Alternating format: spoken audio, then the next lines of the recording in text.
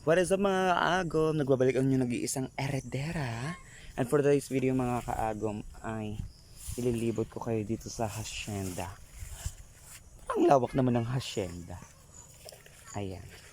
At para makita nyo na din kung ano yung mga halaman na nakatanim dito sa ating hacienda. So una nating lilibutin ay dito sa bandang garden. Kasi pagpasok mo dito sa may hacienda, ito agad talaga yung makikita mo sa may garden. Pero hindi siya kaaya-aya for today's video kasi ang dami pa niyang kalat. Ayan, ang dami pang kalat. The reason why kung bakit makalat dito sa ating garden is that hindi muna ako nagpo-focus sa gardening. Nagpo-focus muna ako sa vegetable farming. So, bale dito sa may harapan, maliban sa mga nakatanim na halaman, mayroon din tayong tinanim dito na mga ibang puno, kagaya nitong kalamansi. So ito yung isa sa variety na kalamansi na tinanim ko dito, which is pinangalanan ko siyang kalamansing tinik kasi ang hahaba ng tinik niya. Ayan, so mahaba talaga yung tinik niya. Bali 11 na kalamansing tinik yung nakatanim dito sa may hacienda natin. Tapos meron din isang variety ng kalamansi which is yung galing kay Ma'am Arlene. Ma'am Arlene Pasqua. Shout out sa iyo, Ma'am. Ito yung fineflex ko na namumunga na. Pero usually yung mga bunga nito ay nandito sa may baba. Ayan. So malalaki yung bunga niyan, siguro ganyan yung kalamansi. Tapos medyo nag-yellow din siya kapag nahinog. So bali meron tayong 4 na tanim ng ganitong kalamansi dito. Ito naman yung anong tawag nun? Ito yung minarkot ko na guava. Ayan, so last year minarkot ko siya tapos tinanim ko. Ngayon ay magaganda, mayayabong na yung kanyang mga sanga at saka yung mga dahon. Ito naman ay yung what do you call that? Lemon. Pero hindi siya yung lemon na nag-yellow, kundi lemon na green. Kaya pinangalanan ko siyang green lemon. Basta malalaki rin siya. Mga ganyan siguro. Mas malaki pa kaysa dun sa may fist ko. So nagtanim ako dyan ng 2. Actually matagal ko na siyang tinanim pero talagang mabagal siyang magpalaki. Mabagal siyang lumaki. Ayan. Takpo tayo ng konti. Ayan. So dito sa may kabila, may taniman naman ako ditong tada! Pomelo yan pomelo yan. Oo, hindi yan damo, pomelo yan. So yung pomelo na yan ay galing sa aking ex. So napabayaan na. Kasi pinabayaan din naman ako niyan nung nagbigay. Kaya pinabayaan ko na din, bahala siya dyan. Chares! Tapos dito sa may bandang gitna ng aking tanim, dito naman yung taniman ko ng tada! Ayan, ito yung mga grafted coconut. Mayroong 10 na puno ng grafted coconut na nandito. Ayan sila. So ito ibinigay ito ng Coco Feed Incorporated. Corporation? Basta 'yon. So ito yung binigay nila, malalaki na sila. Tapos may nakita ako nitong ganitong puno. Ganito pa lang yung kalaki yung yung mismong body ng ng puno, pero namumunga na talaga siya. So tignan natin, hintayin pa natin ng mga ilang taon kung ganun nga talaga yung mangyayari dito sa mga tanim nating coconut. Ayan, so atras tayo ng konti. Perfect. Ayan, so sa may bandang likod ng aking tanim na coconut, meron tayo ditong tanim na dragon fruit. Ayan yung mga dragon fruit. Ayan.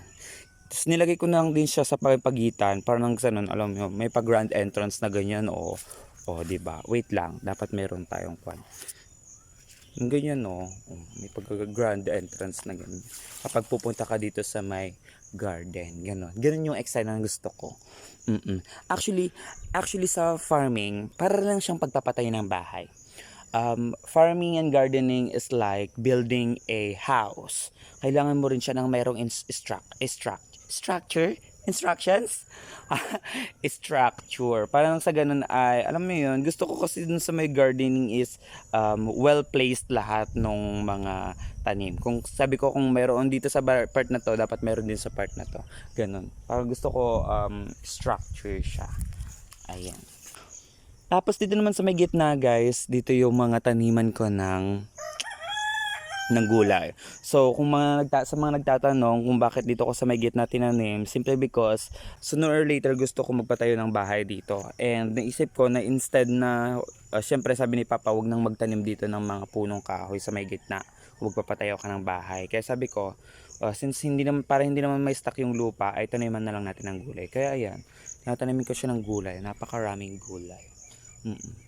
Actually, vegetarian ako. Vegetarius? Sagittarius? Charas.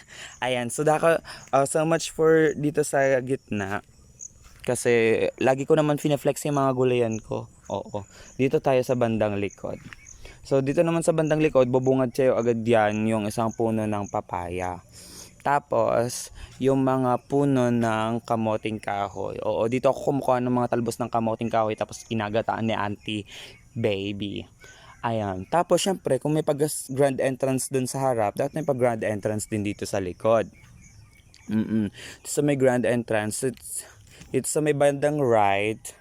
Ayan. Yan yung mga kalamansing tinik. Tapos, dito sa may bandang left ay yung mga atis.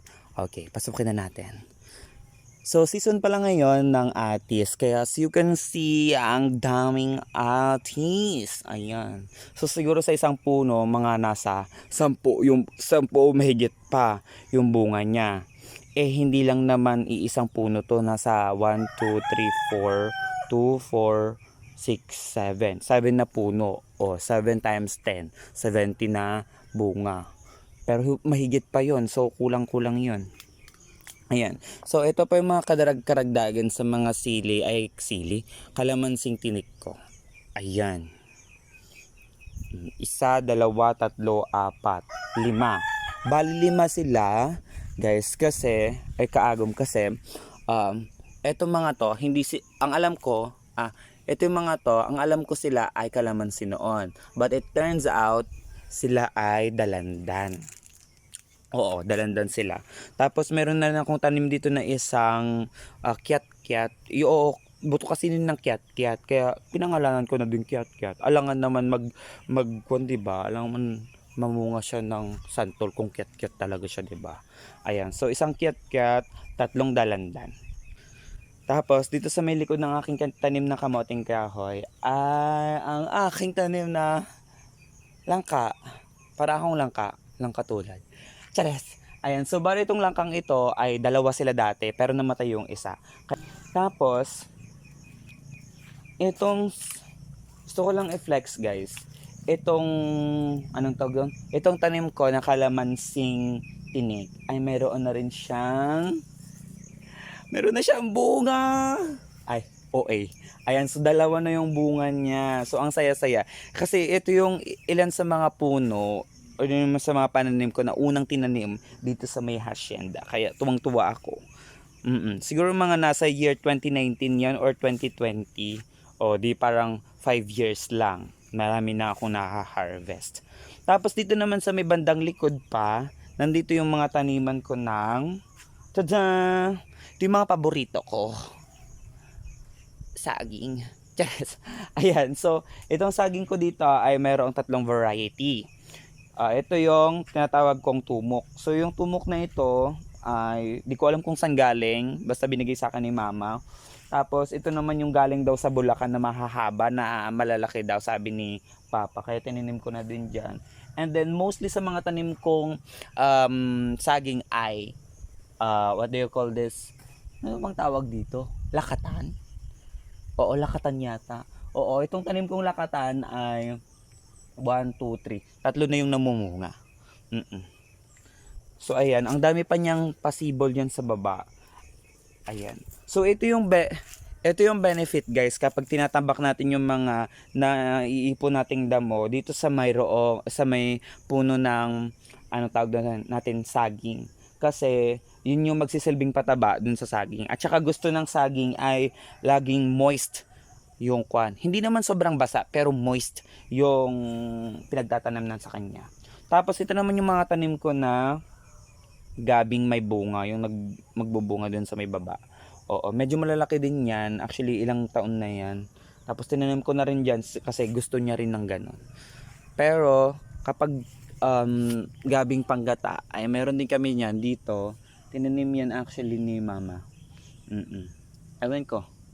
Basta tinanim niya. Tapos dito ko rin pala inihanda yung pagtataniman ko pa ng petchay. So bali dalawang dalawang plot. Tapos syempre i-flex natin yung isa sa paborito kong prutas. Prutas bang tawag dito? Ewan ko.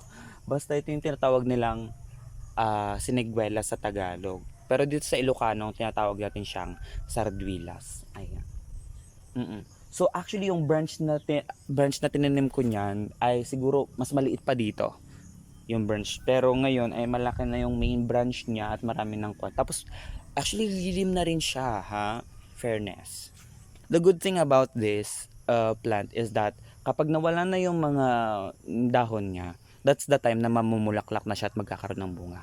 So parang yung time na habang mayroon pa siyang dahon, yun yung time na nag-i-store siya ng nutrients. And then kapag naglagas na lahat ng dahon, yun naman yung time na gagamitin niya na yung nutrients na store, tapos magbubunga na siya.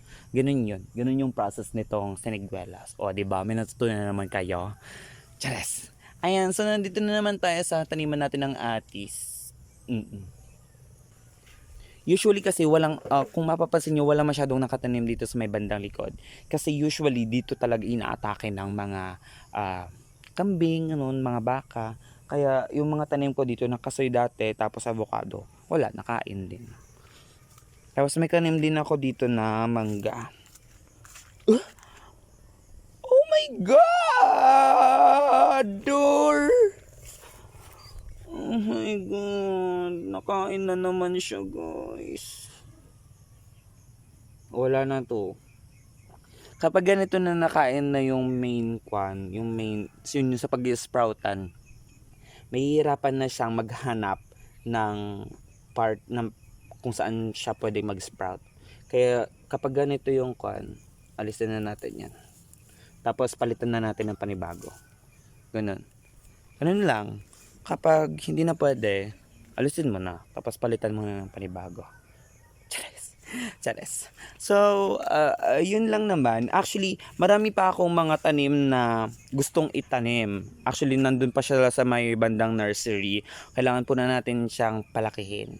Tapos kapag medyo malalaki na at ready na for transplanting, transplant na natin. Tsaka tapos ilalagay natin sa mga medyo by bakanting area. Dito, usually yung mga tinatanim ko dito sa may hacienda ay ito yung mga prutas o gulay na gustong gusto ko. Gustong gusto ko. Tapos ayun, pinapadami ko lang sila. Pero kung hindi ko gusto, hindi ko tinatanim. For example, hindi naman sa mapili ako, pero ayoko ng mabolo. Kaya hindi ako nagtatanim ng mabolo. Ganon. At yun yung the art of planting. The art of planting relies on the ano tawag doon? Planter, gardener. Oo. Syempre kung ano yung preference niya, yun yung tatanim niya. At that's exactly what I did dito sa may hacienda. So, I hope na somehow ay may nakita kayong maganda maliban sa akin dito sa may hacienda. So yun lang for today's video. Thank you for watching. By the way, this is my first time na hindi na ako nag-voice over. Talagang yung voice ko na yun. Kasi wala yung mga kapitbahay ko. Usually kasi kapag nagvo-voice over, kapag nagagalito ako, nahiya ako sa mga kapitbahay ko. Baka isipin nila baliw ako, ganun. Oo. Ganun. So yun lang. Thank you for watching. Babu! Magpatanim pa ako.